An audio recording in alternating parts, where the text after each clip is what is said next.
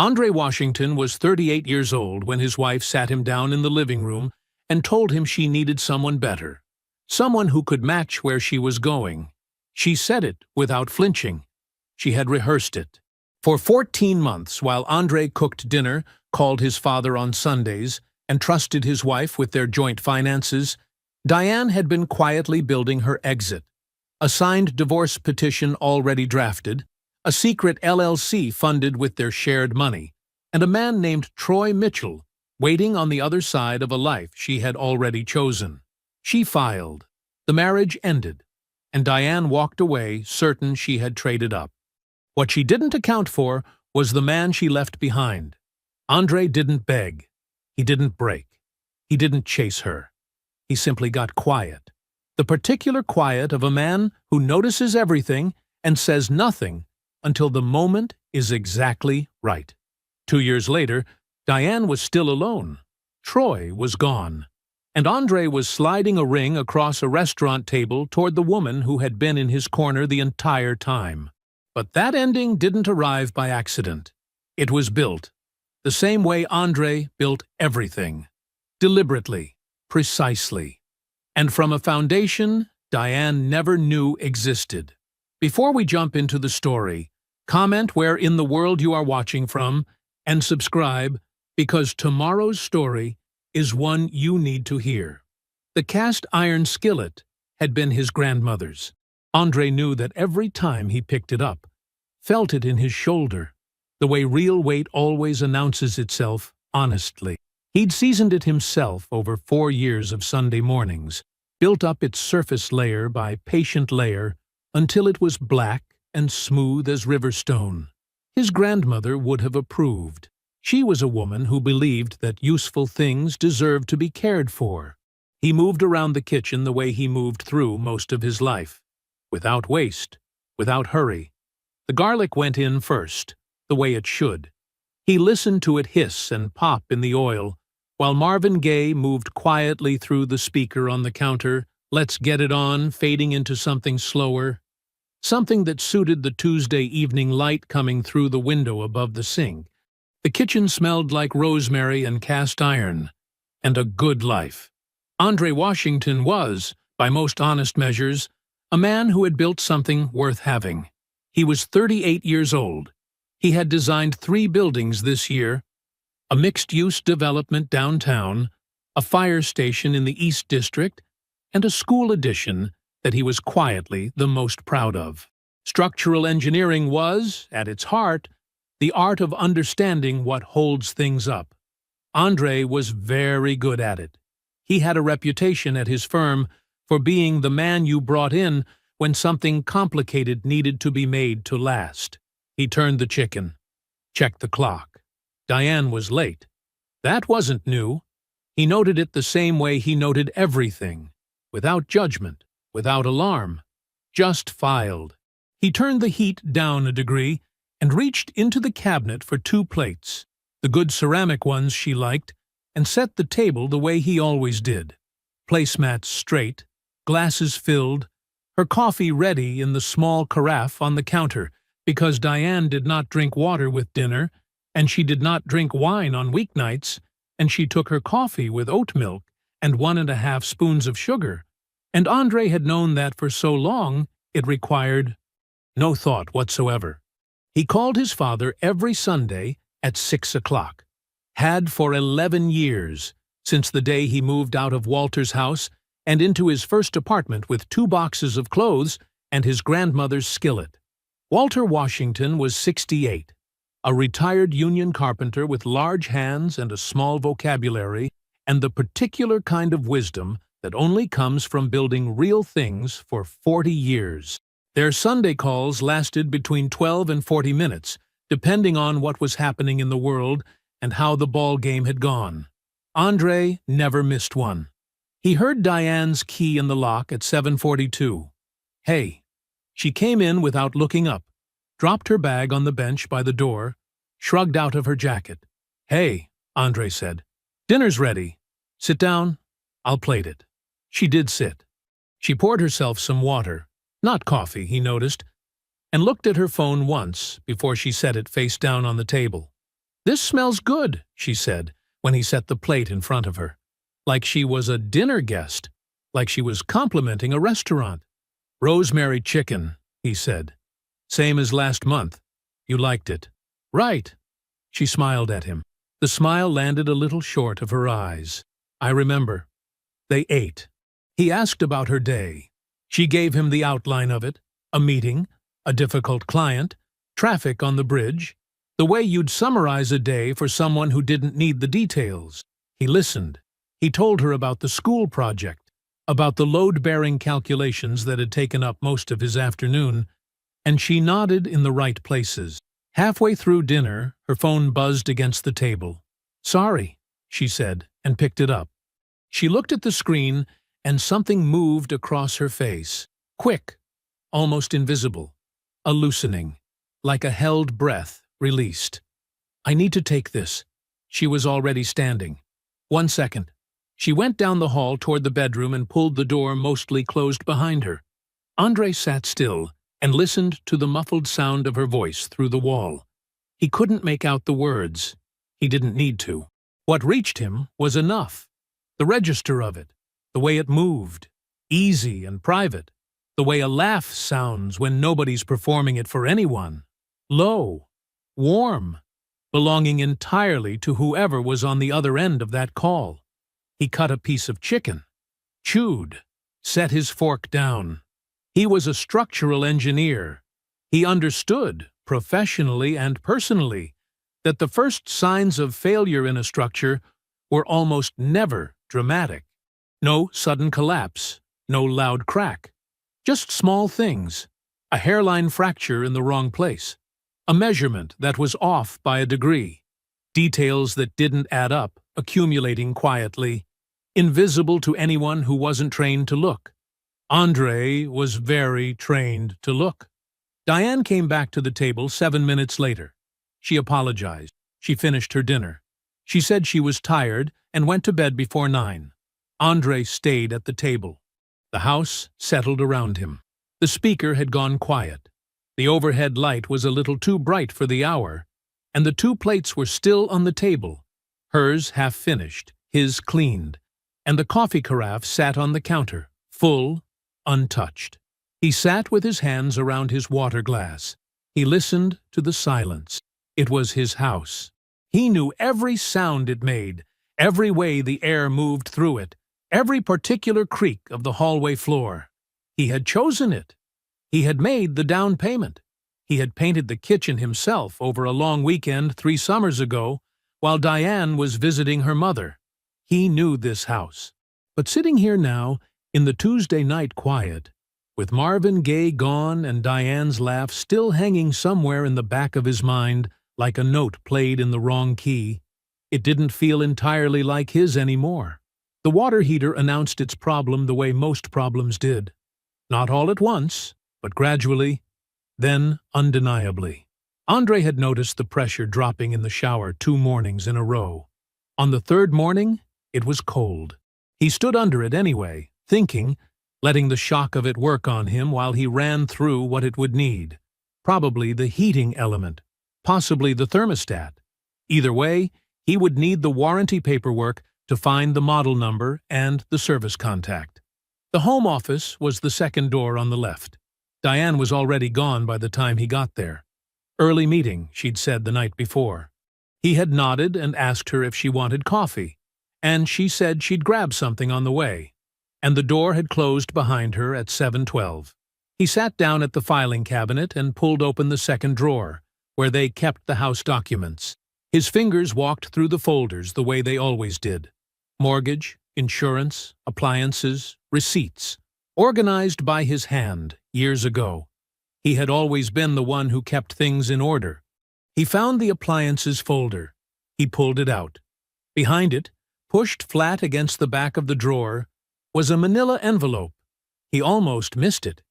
It had been filed behind a folder labeled Medical, 2019, which he had no reason to open. If the water heater had broken in any other way, on any other morning, he might have gone directly to the appliances folder and pulled it free without ever pressing far enough back to feel the edge of that envelope against his knuckles. He pulled it out. His name was on nothing on the outside. No label, no writing, just a plain 9 by 12 manila envelope, sealed and then unsealed. The metal clasp bent back. He opened it. It was a divorce petition, fully completed. Every line filled in with Diane's careful, slanted handwriting. His name appeared in the section marked Respondent. Hers appeared as Petitioner. The grounds were listed as irreconcilable differences. The date at the top of the first page was 14 months ago. He sat down on the floor. He read every page. She had listed the house. She had listed the joint investment account. She had listed his pension. His pension, the one he had been building for 16 years through work that had nothing to do with her, and noted it as a marital asset subject to division. She had done her homework. The paperwork was thorough, careful, and completely filled out all the way to the signature line, where her name sat in ink. 14 months ago. He turned to the last page and looked at the date for a long time.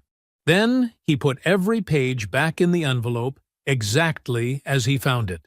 He pressed the metal clasp back down the way it had been. He returned the envelope to the back of the drawer behind the medical 2019 folder. He returned the appliances folder to its place. He found the warranty paperwork for the water heater. He went downstairs and fixed it himself. It was the heating element, as he suspected. He had the right tools. It took 40 minutes. He cleaned up after himself, washed his hands, and made a cup of coffee, and drank it standing at the kitchen counter, looking out the window at the backyard. That night, he lay beside Diane in the dark, with his hands folded on his chest, and listened to her breathing slow into sleep. He didn't move. He didn't speak. He stared at the ceiling for a long time. He was a man who understood structures. He understood that when you discovered a crack, the worst thing you could do was make noise about it before you knew how deep it went. You had to trace it first. You had to understand where it started, and what it was connected to, and what else might come down if you moved wrong. He was not going to move wrong. By the time Diane's breathing deepened beside him, Andre had made exactly one decision. He would not react. He would prepare. He found the email account on the third day. Diane had stored the login in their shared browser. A small carelessness, the kind of thing a person did when they were certain the other person would never think to look. Andre had been using the home laptop to pull a PDF from his firm's server when he noticed a saved account in the email drop-down that he didn't recognize, a Gmail address with no name attached, just a string of letters and numbers. He sat with his hands on the keyboard for a moment. Then he opened it. 22 months of emails between Diane and a man named Troy Mitchell. He read them in order, starting from the beginning. By the time he was an hour in, he understood that this was not simply an affair. Troy Mitchell was a real estate developer. The early emails were personal, too personal, intimate in a way that sat in Andre's chest like a stone. But they shifted, gradually, into something more operational. Asset planning, conversations about how things would be divided. Troy advising Diane on what to protect, what to move, how to structure things so that the settlement would land in her favor. 9 months ago, Diane had formed a private LLC. Troy's name was on the formation documents, attached as a photo in one of the emails. The LLC had received money. Andre could see the amounts referenced in the thread. In small, consistent transfers. Never large enough to notice. Never irregular enough to flag. Pulled, he understood now, from the joint household account that Diane had always managed because Andre had trusted her to. He sat in the dark of the home office for a long time. He closed the laptop. He picked up his phone, pulled up a name he had not called since December. Camille answered on the second ring. "Andre?" she said. Just his name. Like she already knew something had shifted. "Hey," he said. "I need to talk to you. When are you free?" Camille's office was on the 4th floor of a building downtown that smelled like old coffee and printer toner. She had worked there for 11 years. The walls were lined with filing cabinets and whiteboards covered in numbers, and the desk was large and functional and buried under organized stacks of paper that only made sense to her. Andre arrived at 8:15. She had a coffee waiting for him. He sat down across from her, set his phone face down on the desk, and told her everything. He did it the way he did most things, in order, without editorializing, moving from one fact to the next, the way you'd walk a colleague through a structural report. The petition first, the date, what it listed, then the email account, the 22 months, Troy Mitchell, the LLC, the transfers from the joint account. He did not raise his voice. He did not look away. He held his coffee with both hands and spoke in the same even tone he used when he was explaining load calculations to a contractor who'd asked the wrong question. Camille listened without interrupting. When he finished, she was quiet for a moment. Then she pulled a legal pad across the desk and said, "Tell me the name of the LLC again." He told her. She wrote it down. She asked 3 more questions: the approximate transfer amounts, the rough timeline, whether Troy's name appeared on the formation documents as a member or a registered agent. Andre answered all 3 without hesitating. Camille set down her pen. "Andre," she said, "this isn't impulse. This isn't a woman who got unhappy and made bad decisions." She tapped the legal pad once with her finger. "This is premeditation. Somebody planned this, carefully." He nodded. He had already known that. But there was something different about hearing it said out loud by someone who followed money for a living. Someone who had no reason to soften it. "How long will it take you to build the full picture?" he asked. "Depends on what I can access. But give me time." She looked at him steadily. "I'll find it all." He picked up his coffee. "I know you will." He called 3 divorce attorneys that week. The first one was recommended by a colleague. She was competent and calm and told him the process would likely be straightforward, given that there were no children. He thanked her and did not call back. The second one had an office full of plaques and spoke mostly about himself. Andre left after 20 minutes. The third one, a man named Gerald Holt, whose name had come up twice in separate conversations Andre had had over the years, always in the context of being described as someone the other side did not want to see across a table, met him in a small office with no plaques, a single window, and a habit of asking questions and then waiting as long as it took to hear the full answer. Andre told him what he had found. Gerald Holt asked 2 questions, took 4 pages of notes, and then said, "Don't tell her anything. Don't change your behavior. Don't move any money. Just come home." Andre hired him the next day. He came home. He cooked dinner. He asked about her day. Diane talked about a project at work, a disagreement with her supervisor, a restaurant she had gone to for lunch that she thought he might like.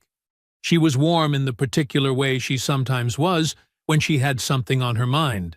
Compensating, he now understood. Filling space. He listened. He asked follow-up questions. He cleared the plates.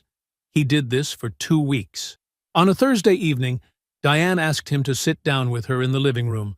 She had chosen the chair across from the couch, which meant she had thought about where she would be standing when she said what she was about to say. Andre noticed this. He sat on the couch and folded his hands in his lap and waited. She had clearly rehearsed it. The opening was smooth. She loved him, she said. That had never been the question.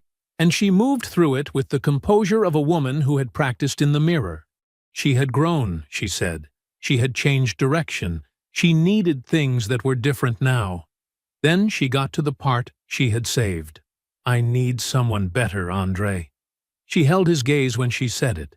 Steady, certain, someone who can match where I'm going. The room was quiet. Andre looked at her for a long moment. He thought about the envelope in the filing cabinet. He thought about 22 months of emails. He thought about small transfers, repeated, patient, invisible. He thought about the petition with his name in the respondent line, dated 14 months ago, Sitting behind a folder he had no reason to open, he said, "All right, I'll have my attorney contact yours." Diane blinked, just once, a small fracture in the composure. She had expected something else. He could see her recalibrating, looking for the reaction that hadn't come. The tears, maybe. The questions. The reaching. There was nothing to reach for. The door had already closed. It had just done it quietly. The divorce was finalized on a Wednesday in March. Andre signed the last document, shook Gerald Holt's hand in the parking garage, and drove home in silence. 23 months later. Diane's apartment was a one-bedroom on the third floor of a complex off the interstate. She had a lease. Troy had ended things 6 months after the divorce was finalized. Efficiently, the way he did most things, with a phone call and no real explanation. She had not seen him since. The restaurant Andre had chosen was quiet and warm. White tablecloths, candles low. The kind of place that felt like a decision. He waited until Camille had set down her wine glass. Then he reached into his jacket pocket and slid the ring box across the table toward her. She looked at it. Then she looked at him. He said nothing. He didn't need to. Camille opened the box. She was quiet for a moment, the kind of quiet that wasn't uncertainty, just a person letting something real settle into them before they answered. She looked back up at him. "Yes," she said. The coffee was still hot when Camille set the folder on the table. It was a thick folder, dark green, the kind with the metal clasp at the top. She had written nothing on the outside of it. She didn't need to. Andre knew what it was the moment she put it down. Her kitchen was small and bright. Morning light came through the window above the sink and landed across the table in a wide, pale stripe. There were 2 mugs, a sugar bowl, and a spoon resting on a folded paper towel. Everything exactly in its place. The way Camille kept things. Andre had slept, which had surprised him. He'd expected to lie awake turning the ring over in his mind, replaying the restaurant, the quiet moment before she answered. Instead, he had slept clean and deep, and woken up feeling like a man who had somewhere solid to stand. They had not talked much yet this morning. That was fine. They were comfortable enough with silence now that it didn't require filling. Camille sat across from him, curled both hands around her mug, and looked at the folder. "I want to walk you through it from the beginning," she said. "Okay." She opened the clasp. She started with the LLC. He already knew the shape of it, the name, the formation date, the transfers. But Camille had spent 23 months filling in what he couldn't see from the outside, and what she laid in front of him now was something different from what he'd found in that secondary email account. That had been a sketch. This was the full drawing. The LLC had been the outer layer, the mechanism. The place the small transfers from the joint account eventually landed, laundered through ordinary-looking line items that would have meant nothing to someone who wasn't specifically looking. But the LLC wasn't the point, Camille said. She pulled a stapled set of documents from the folder and slid them across to him. This is what it was protecting. Andre picked up the papers. It was a property record, a duplex, a suburb about 14 miles out, a quiet area, the kind of neighborhood where rents were steady and tenants stayed, the kind of property a careful person would choose if they were thinking about income, not flash, registered solely in Diane's name. He looked up. "She used the joint investment account," Camille said. "Not the household fund, the investment account. Smaller withdrawals, spread over about 9 months, routed through the LLC. Clean enough that it looked like regular portfolio rebalancing to anyone who wasn't tracing the destination." She paused. "I traced the destination." Andre set the papers down. "When?" he asked. Camille looked at him steadily. "The acquisition started 26 months into your marriage?" The stripe of morning light sat between them on the table. Andre didn't move. 26 months. He had been 30 years old. They had just repainted the bedroom. He had been working late on the structural plans for the Meridian project. coming home tired, eating whatever was in the refrigerator, believing entirely in the life he was inside of. "That's 8 years ago," he said. "Yes." He was quiet for a moment, not processing. He processed fast, always had, but sitting with the specific weight of it, the shape of what it meant. This wasn't a woman who had grown unhappy. This wasn't a marriage that had drifted and soured and produced someone desperate enough to take a bad exit. Diane had looked at what they were building together, early, deliberately, with clear eyes, and made a private decision that what was his was useful to her, and what was hers was going to stay that way. She had not fallen out of love with him. She had never intended to stay. Troy hadn't changed the plan. Troy was just the next piece of it. The social cover. The connection with the right kind of money. Andre reached into the inside pocket of his jacket, which was hanging on the back of the chair, and took out his leather notebook. He opened it to a clean page. He uncapped the pen he kept clipped to the cover. "Walk me through the documentation," he said. "All of it." Camille did. It took 40 minutes. She was thorough and precise, the way she was with everything, and Andre wrote in the notebook in his small, even handwriting, dates, amounts, account numbers, the names on the formation documents, the property address, the rental structure Diane had established. He did not editorialize. He did not ask questions that were really just anger looking for a place to land. He asked clarifying questions. He wrote down the answers. When she finished, he looked over the 2 pages of notes, then looked up. "Can you format all of this the way Gerald Holt will need it?" "Already started," Camille said. "I'll have a clean version to you by end of week." He nodded. He closed the notebook. "Thank you," he said. And he meant it the way he meant most things, completely, without decoration. Camille looked at him across the table. She didn't say anything. She reached forward and set her hand over his. Andre turned his hand over and held it. Outside the kitchen window, the morning was still going. Unhurried. Neither of them moved to interrupt it. Diane called at 8:47 in the morning. Troy did not answer. She called again at 9:03. Then at 9:21. The phone sat face up on his kitchen counter, lit and buzzing, and Troy Mitchell stood at the window with his espresso and watched a crew down on the street unloading lumber from a flatbed. He watched until the calls stopped. Then he picked up the phone, cleared the notifications, and set it back down. He was not a man who tortured himself over these things. That was the advantage of having made the same kind of decision before. The first time was uncomfortable. The second time was a habit. And after that, it was simply maintenance. Diane was not the first woman who had believed their situation was more durable than it was. She would not be the last. His attorney had been direct. "Your name is on that LLC. Distance yourself. Now. And keep it clean." Troy had kept it clean. Diane held the phone in her lap for a long time after the last call went unanswered. She was sitting on the small couch in the lease apartment, the one she had chosen quickly, after the divorce, telling herself it was temporary. A starting point. She had not thought of it as temporary in some time now, but she had not yet let herself stop. The apartment was nice enough. Clean, south-facing, good light in the mornings. She had arranged it carefully. There were framed prints on the walls, and a real coffee maker on the counter, and a rug she had paid too much for, because she needed at least one thing to feel like a choice. She called Patricia. Her mother picked up on the second ring, the way she always did, as if she had been waiting but didn't want to seem like it.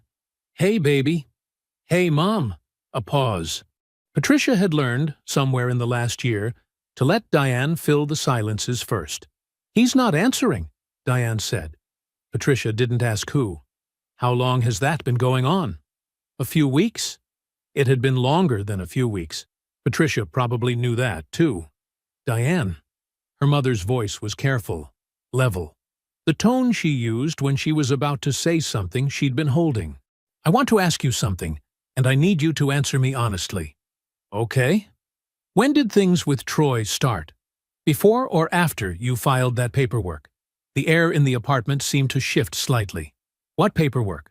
Don't do that, Patricia said. Not harshly, just plainly. I'm your mother. Don't do that with me. Diane was quiet for a moment. Outside her window, a car alarm went off and then stopped. Things were complicated, she said. In the marriage. You know they were. I know what you told me. Mom, the petition was drafted 14 months before you served him. Patricia said it evenly, like she was reading from a document. Maybe she was. Patricia had always been organized. I want to understand what was happening 14 months before that. In your marriage. In your head. Because I've been sitting with this for a while now, and the timeline doesn't add up the way you presented it to me. Diane shifted on the couch. I don't really want to get into all of this right now. I know you don't. A breath. Call me when you do. Patricia hung up first. In a building 11 blocks north of the apartment where Diane sat with her silent phone, in an office with a glass door and a view of the parking structure, a paralegal from Gerald Holt's firm had dropped off a sealed envelope 3 days earlier. The envelope had been signed for by Troy Mitchell's office manager, logged, and placed in the stack on the credenza outside his private office, where it waited until Troy arrived, sorted through the pile, and got to it. He almost set it aside. The return address, a law firm name, Holt and Associates, meant nothing to him at first glance. He got legal correspondence the way anyone in real estate development did. Regularly. Most of it was routine. He opened it. He read the first page standing up. Then he sat down. Then he read it again. His name. The LLC name. The specific account routing numbers he had helped Diane set up. The civil claim filed on behalf of Andre Washington, represented by Gerald A. Holt, asserting fraud in the misappropriation of joint marital funds. The attached exhibit referenced forensic accounting documentation prepared by an independent specialist. Troy sat very still at his desk. Then he picked up his phone. Not to check if Diane had called again. To call his attorney. The line rang twice. Marcus, Troy said, when the man picked up. I need you to look at something. His voice was steady. It was always steady. He had trained it to be, over years of deals and negotiations and rooms where the first man to show discomfort lost the advantage. But there was something underneath it now. Quiet and unfamiliar. Something that had not been there before. Walter's Street was the kind of quiet that didn't come from nothing happening. It came from everything having already happened. The kids grown and gone. The arguments settled. The ambitions reduced to something manageable and, in that reduction, finally true. The houses on the block were small and well kept, with concrete stoops and chain-link fences and the occasional rose bush somebody's wife had planted 30 years ago, and nobody had the heart to pull out. Andre pulled up to the curb at just past 11 in the morning. His father was already on the porch. Walter Washington, at 68, was a compact man, built close to the ground, with hands that were wide across the knuckles and permanently stained at the creases from 40 years of union work. He was sitting in the low wooden chair he'd had since before Andre could remember, bent slightly forward over the small workbench he'd rigged up from an old TV tray and a piece of plywood. A birdhouse in progress sat in front of him. Pine boards, a tin roof, clean corner joints. He was sanding one of the side panels with the kind of attention most people reserved for things worth far more than a birdhouse. He looked up when Andre came up the porch steps. He did not look surprised. "Thought you might come by," Walter said. "You thought right." Andre took the chair beside him, the old wicker one that creaked when you first sat and then settled. "How's the knee?" "Same as last week." "Which means?" "Which means it works when I need it to, and complains when I stop." Walter turned the panel over in his hands. "You eat?" "I'm fine." "That's not what I asked." "I had coffee." Walter nodded like that was exactly the wrong answer he expected, then stood and went inside without comment. He came back with a plate of toast and a glass of water, set it on the workbench next to the birdhouse, and sat back down. Andre ate. Walter sanded. The street was quiet. A pigeon walked along the top of the fence across the road with the purposeful energy of a bird that had somewhere to be. They talked about Andre's Firm First, a new project coming in, a school in the east part of the city, complicated site conditions. Walter asked the right questions. He had always understood construction, even the parts that happened on paper. Then they talked about the neighborhood. The corner store had changed hands again. The family 2 doors down had put in a driveway that was slightly over the property line, and nobody had said anything yet, but somebody would. Then they talked about the game from Thursday. The Bucks, a rough fourth quarter, a coach's decision that Walter had opinions about, and expressed with the calm authority of a man who had watched basketball for 50 years and had earned the right to be right about it. The birdhouse panel got smoother. The plate got empty. Then Walter set down the sandpaper. He didn't make a production of it. He just set it down and looked out at the street for a moment. And then he turned and looked at his son. "You doing all right, son?" he said. "For real?" Andre looked at the empty plate. The honest answer had been sitting in his chest for a long time. Not the version he gave Camille, which was true, but organized, clinical, shaped for a purpose. The other one, the one underneath. "No," he said. "Not entirely." Walter waited. "I keep thinking about the years," Andre said. "Not the money, not the LLC, not Troy, not any of that. I can handle that. That's just paperwork with consequences attached." He paused. "I keep thinking about the years I spent believing in it, genuinely believing, coming home and cooking dinner and thinking, this is real, this is mine. I built this." He exhaled slowly, and she was sitting across the table from me the whole time, knowing she was already gone, knowing it for years. He stopped. It was the most he had said out loud about any of it to anyone.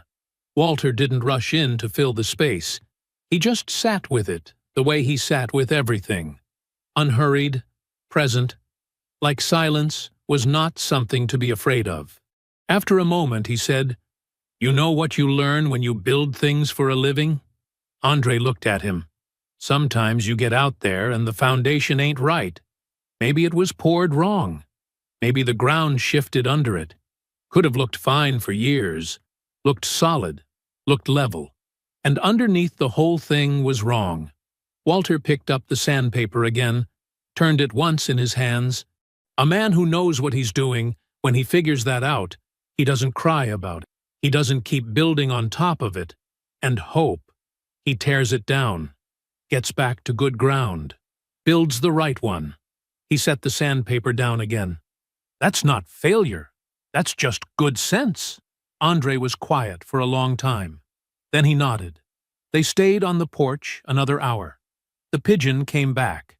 Walter finished sanding the panel and fitted it against the frame of the birdhouse, checking the corner with his thumb the way he always did. Not because he doubted the measurement, but because he respected the process.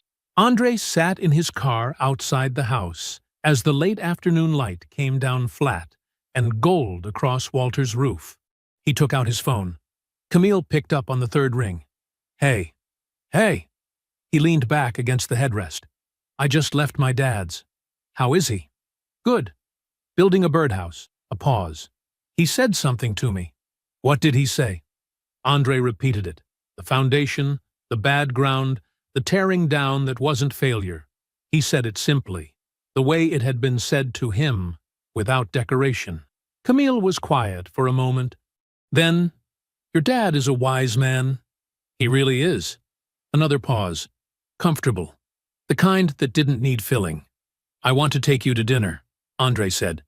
"Not to talk about the case. Not to go over documents. Just dinner. You and me." On the other end of the line, he heard the small shift of her breath. "Yeah," Camille said. "I'd like that." Andre hung up. He sat in the car for another moment, the engine off, the street quiet around him, the gold light slowly flattening into something softer. He was not thinking about Diane. He was not thinking about Troy or the civil claim or the deposition dates his attorney had emailed that morning. He was thinking about good ground. Then he started the car and drove home. The restaurant Camille chose was small and unhurried, the kind of place with cloth napkins and candles burned down to different heights, and a menu written on a chalkboard that changed every week. Not fancy, just considered. They ordered without rushing. The bread came. The wine came. Camille told a story about a client audit that had gone sideways in a way that was, in retrospect, almost funny, and Andre laughed.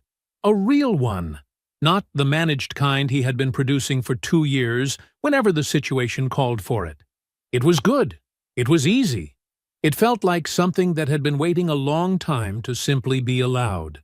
Then the food arrived, and they ate, and the candle between them burned a little shorter, and Camille set her fork down and folded her hands on the table in the particular way she had when she was about to say something she had been thinking about carefully. Andre noticed. He always noticed. "There's something I've been sitting on," she said. "I found it during the reconstruction. I've been trying to figure out the right time to say it. Say it." She reached into her bag and took out her phone. She didn't hand it to him yet. She held it, screen down, and looked at him steadily. "It's an email," she said. "From Diane to Troy. Last year of the marriage. I found it in the secondary account when I was cross-referencing the LLC correspondence." She paused. "It's personal, Andre, not financial. I want you to know that before you read it." "Okay." She turned the phone over and opened the email and slid it across the table. Andre picked it up. The email was short. Troy had asked a question, direct, strategic, the way a man who had done this kind of thing before would ask it. Is he the type to cause problems? During the process, Diane's response was 4 sentences. He's not. He never fights back. He just takes it. That's always been his problem. Andre read it once, then he read it again. Not because he had missed anything, but because his mind, the precise structural part of it, wanted to be sure of exactly what he was holding. He set the phone down on the table. The candle flickered once. The restaurant moved quietly around them. Low voices, the scrape of a chair somewhere behind him, a server passing with a tray. All of it, distant. Andre sat with the words for a long moment. He was not thinking about Troy. He was not thinking about Diane's careful, flat handwriting on the divorce petition, or the years of small transfers, or the duplex sitting in a suburb somewhere, generating rent money she had built with his trust. He was thinking about the man at the dinner table, the one who had noticed things and said nothing, who had processed pain inwardly and called it patience, who had lain beside a woman who had already decided to leave and had chosen, night after night, to believe the foundation was sound. She wasn't wrong about that man. That was the part that settled into him quietly, without drama, without the burn of something unexpected. She had known exactly who he was. She had bet her entire scheme on it, on his steadiness reading as passivity, on his silence reading as surrender, on his refusal to perform his emotions reading as a man who had none worth worrying about. She had been right. Andre picked up the phone, looked at the email one more time, and handed it back to Camille. "She was right about who I was," he said. His voice was level, quiet. "She had no idea who I was becoming." Camille looked at him for a moment without speaking. Then she took the phone, closed the email, and set it face down on the table. She picked up her wine glass. He picked up his. They didn't make a toast. They just drank. The next 2 weeks moved with the clean, forward momentum of a man who had finished grieving and started building. Andre met with his attorney 3 times. The civil claim documents were thorough. Camille's forensic work had given them a backbone that was, in his attorney's words, unusually solid. The LLC, the duplex, The 8 years of systematic misdirection. It was organized, documented, and precise. It was the opposite of everything Diane had believed Andre capable of producing. He reviewed each document. He asked the right questions. He signed where he needed to sign. In between, he and Camille started planning the engagement dinner. Small, intentional. Walter, a few close friends. A date 3 weeks out. At a restaurant they both liked, with enough space at the table for the people who had actually shown up during the hard years. It was not a performance. It was a record. A marker of something real that had been built on ground worth building on. On a Thursday morning, 17 days after the dinner with Camille, Andre stood at the mailbox outside the post office on Clement Street with a single envelope in his hand. Inside it was the formal civil claim notification addressed to Diane Washington at her lease apartment. His attorney's office would send its own copy through proper channels. This one was extra. This one he had printed himself, sealed himself, and driven here himself. Not out of cruelty. There was no heat in it, no satisfaction in the small theatrical sense. It was simpler than that. This one act he had wanted to be his own. He dropped it in the slot. He heard it land. He walked back to his car. The restaurant was called Laurel. It had 12 tables, warm light, and a wine list written in someone's actual handwriting. Andre and Camille had eaten here twice before. Once when Camille was celebrating a case she'd worked for 11 months. Once when Andre had needed a good meal and good company and hadn't wanted to explain why. It felt right to mark this here. They arrived at 7. Walter was already seated, wearing the dark gray blazer he reserved for occasions he considered worth dressing for. He stood when they walked in, the way he always stood when his son entered a room, and he embraced Andre with both arms and then turned to Camille and took her hands in his the way older men do when they mean something and don't have a lot of extra words for it. "You look beautiful," he told her. "You say that every time," she said. "Because it's true. Every time." The other guests arrived in the next 15 minutes. 6 people total. Close friends, the kind who had shown up during the quiet years without being asked. The table was full and easy, the way tables get when everyone at them has actually earned their seat. The bread came. The wine came. The conversation moved without effort. Work. A story about Walter's birdhouse that had somehow expanded into a full architectural project over the past several weeks. Laughter that didn't need managing. Walter raised his glass midway through the first course. He didn't stand. He didn't clear his throat for effect. He just held up the glass and looked at his son and said, "You built something worth having. I'm proud of you." Then he looked at Camille. "Both of you." That was all. It was enough. Andre's phone buzzed in his jacket pocket during the second course. He felt it and ignored it. It buzzed again. He glanced down. Diane Washington. He excused himself from the table quietly and stepped toward the entrance hallway, away from the noise of the room. "Diane, I heard about the engagement." Her voice was composed, practiced.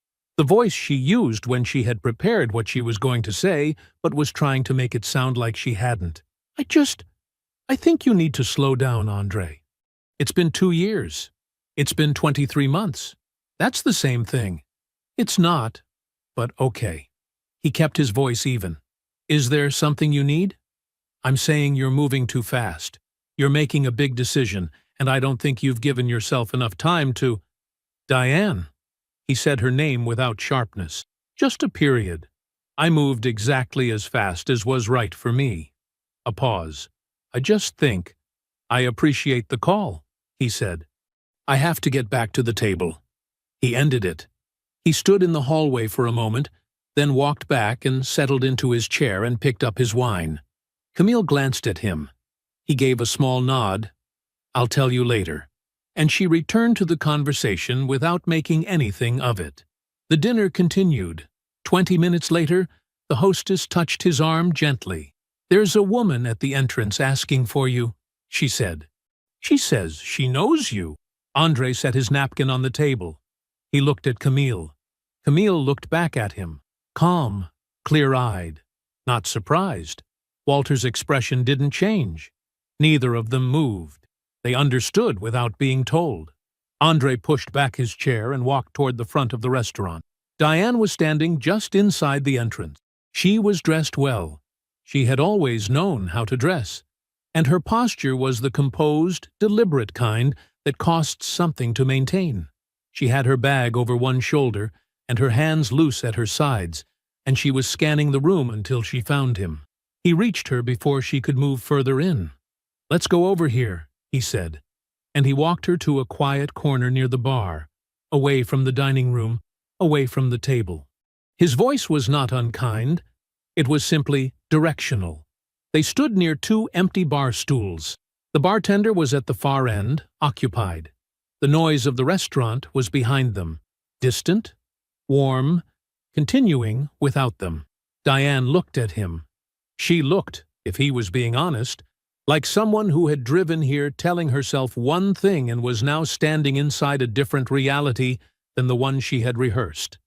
Her eyes moved once toward the dining room, toward the table she couldn't fully see from here, and then back to him. She opened her mouth. Andre stood still. His hands were at his sides. His face was open, patient, without performance. He waited. He let her begin. Diane started with the word, "Listen." That was how Andre knew she had rehearsed it. People who haven't rehearsed don't start with listen. They start in the middle of whatever's hurting them. "Listen," she said. "I'm not here to make a scene. When Patricia told me, I thought, he needs to know that someone who cares about him is asking whether he's sure, whether he's actually thought this through." She paused. He didn't fill the silence. 2 years isn't a long time, Andre. Not really. Not for something like this. And I know how you are. You get focused on something, and you move forward, and you don't always stop to ask yourself if you're doing it for the right reasons or if you're just doing it because it feels like forward motion. She said how you are the way people say it, when they want to sound intimate but mean something closer to your problem. I'm not saying she's not a good person. I'm sure she is. I'm just saying, she paused again, recalibrating. I just wanted to understand. That's all. I wanted to hear from you that you're actually okay, that you've actually processed everything. She looked at him steadily when she finished. Her chin was level. Her hands were still. She had delivered it cleanly, and she knew it. Andre looked back at her. He had been standing with his weight evenly distributed, arms relaxed, the way he stood on job sites when he was about to tell someone what he actually saw. He took one breath, unhurried. "I know about the LLC," he said. Something shifted behind her eyes, fast, small, like a light switch in another room. "I know about the duplex in Fieldstone. I know you used the joint investment account to fund the down payment. I know the first transfer happened 8 years ago, 26 months into our marriage." He paused, just a beat. Before Troy, before any of it. Diane didn't speak. "I know about the email, the one where he asked if I was the type to cause problems." Andre's voice was the same temperature it had been all evening. Warm food, good wine, his father's toast. It did not change now. "And I know what you said back, that I never fight back, that I just take it, that it's always been my problem." The bar was quiet around them, glass on wood somewhere behind them, the soft rhythm of a room full of people enjoying their Tuesday evening. "You were right," he said, "about who I was." Diane's mouth opened slightly, closed. "I want you to know something." He kept his eyes on her. Not hard, not cold, just direct, the way a man looks at something he has already measured and accounted for. "I don't hate you. I haven't spent one day of the last 2 years trying to hurt you. That's not what this has been." He reached into his jacket pocket and straightened his cuff. An idle gesture, something to do with his hands that wasn't pointing or gesturing or any of the theatrical things people do when they want to perform how serious they are. There's a civil proceeding arriving at your address next week. The LLC, the duplex, the full financial reconstruction. It's all documented. My attorney has handled it thoroughly. He paused. I want to be clear. That is not revenge.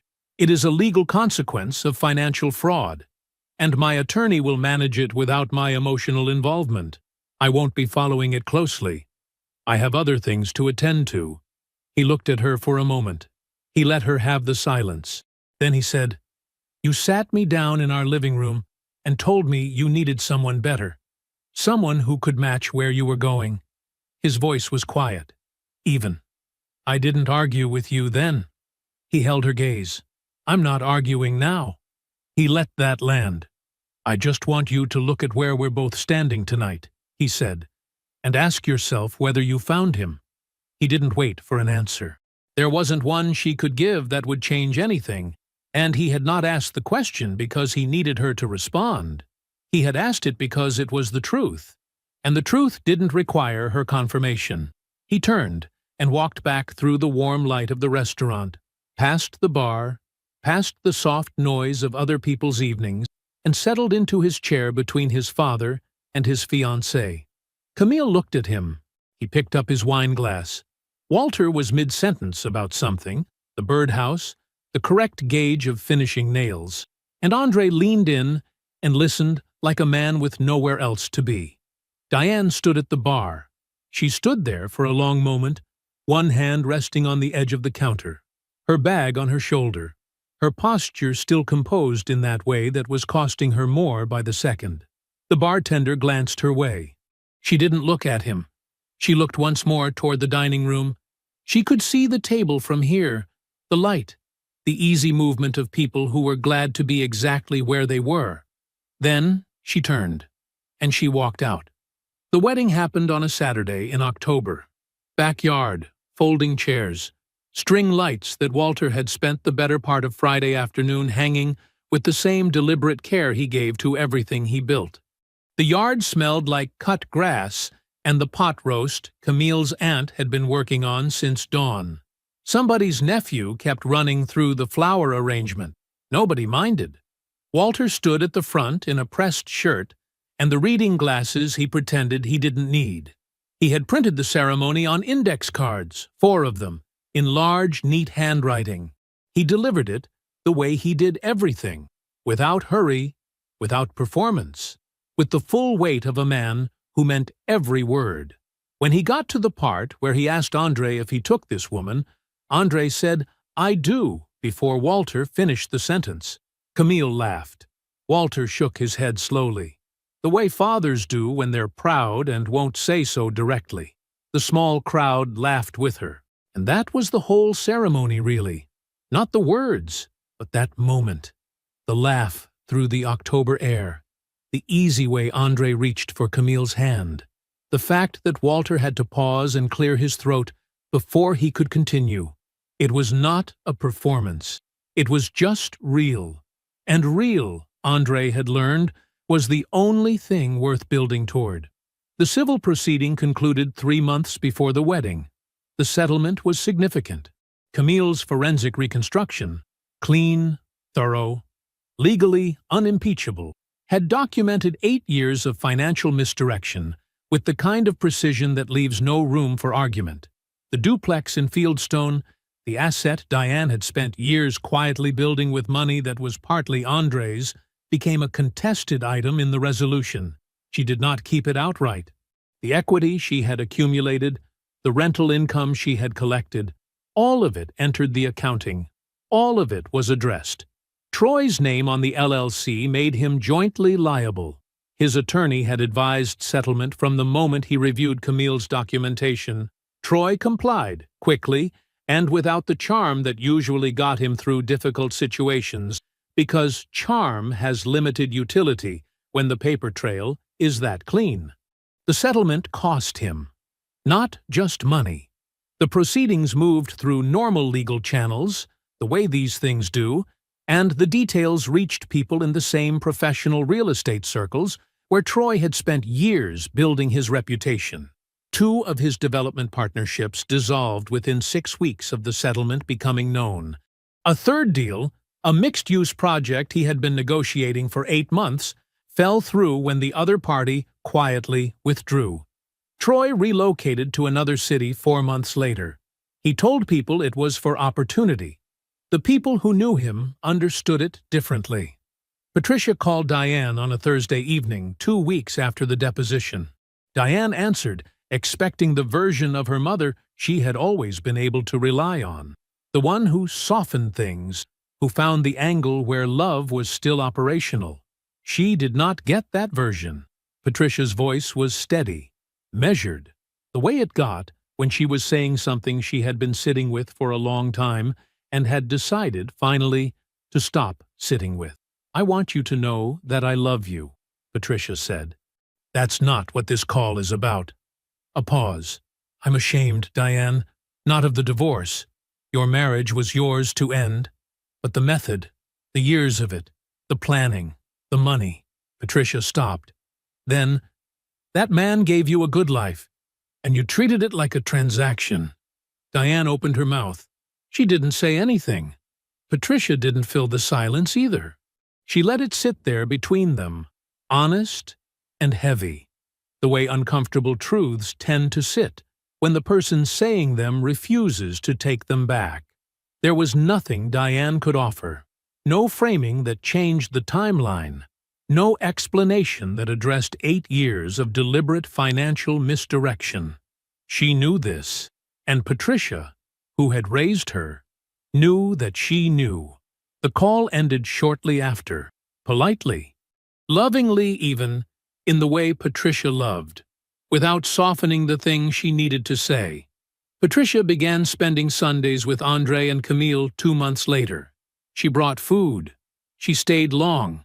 She asked about Andre's projects, listened when Camille talked about her work, and accepted, without drama or announcement, that this was where family was being built now. Grandchildren were coming. Patricia was not willing to miss that, for the sake of pride. Andre's firm completed the community center in November, a low-income neighborhood on the east side of the city that had needed something like it for a long time. The building was solid, warm, with good light in the main hall and structural choices that prioritized longevity over aesthetics. It would still be standing in 50 years. Andre had designed it that way on purpose. His partners put his name on the plaque near the entrance. He hadn't asked. He didn't argue. Diane lived in the lease apartment. She was employed. She was stable. She was not destroyed. She was simply reduced, in the particular quiet way of someone whose carefully constructed plan had collapsed not through bad luck, but through its own dishonesty. The duplex was gone. The financial cushion she had spent years assembling had been significantly depleted by the settlement. Troy was in another city with someone else's name in his phone. The life she had left to find had never materialized. She did not call Patricia on Sundays anymore. She understood, without being told directly, that Sunday afternoons were no longer hers to occupy. On a Sunday evening in December, Andre sat on the porch of the house he and Camille had chosen together. A corner property with a deep yard and good bones, the kind of place a structural engineer knows how to look at honestly.